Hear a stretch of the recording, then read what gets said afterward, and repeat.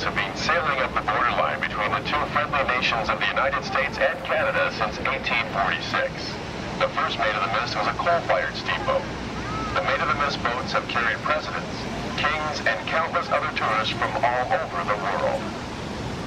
Le bateau Maid of the Mist navigue la frontière entre le Canada et les États-Unis depuis 1846. Le premier Maid of the Mist est un bateau de la Maid of the Mist ont reçu comme passagers des présidents, des rois, ainsi que des touristes du monde entier. On the left is the American Falls. It is 180 feet high, or about 55 meters. Most of the rock at the base of the falls fell during two spectacular rock slides in 1931 and 1954. 12,000 years ago, the falls were 7 miles, or about 11 kilometers downriver at Lewiston. You now see them at their present location because of erosion, sometimes as much as 6 feet or 2 meters a year. The small falls to the right of the American Falls is called the Bridal Veil. The walkway at its foot leads to the Cave of the Winds. À votre gauche, les chutes américaines. Elles sont environ de 55 mètres ou de 180 pieds en hauteur, avec une longueur de 335 mètres ou de...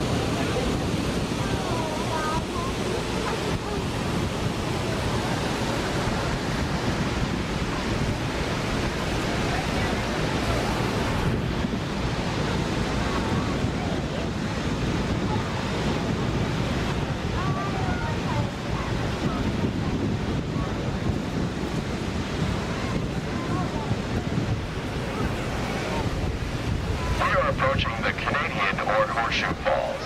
This falls is approximately 170 feet or 52 meters high. Its brink is 2,500 feet or 760 meters long. Here, daredevils have made their bids for fame. The first, in 1901, was a schoolteacher named Annie Taylor. Originally recorded as 43, Annie Taylor was in reality 63 years old when she went over the falls in a wooden barrel and lived. In 1960, an almost unbelievable event occurred. A 7-year-old boy named Roger Woodward was swept over the falls wearing only a bathing suit and a simple life jacket. It was a miracle that he survived. Roger was rescued almost on this very same spot by a Maid of the Mist boat. To the extreme left of the Horseshoe Falls is Terrapin Point, through which passes the international borderline between the United States and Canada. Beneath us, the water plunges to a depth of 180 feet, or 55 meters. The water that flows over the falls comes from 4 of the 5 Great Lakes. From here, the water goes down the Niagara River to Lake Ontario, then the St. Lawrence River, and finally to the Atlantic Ocean. Just to the right of the falls is the journey behind the falls. Nous approchons les chutes canadiennes, ou les chutes Fer à cheval. Ces chutes sont 52 mètres ou 170 pieds en hauteur, avec une longueur de 760 mètres ou de 2500 pieds.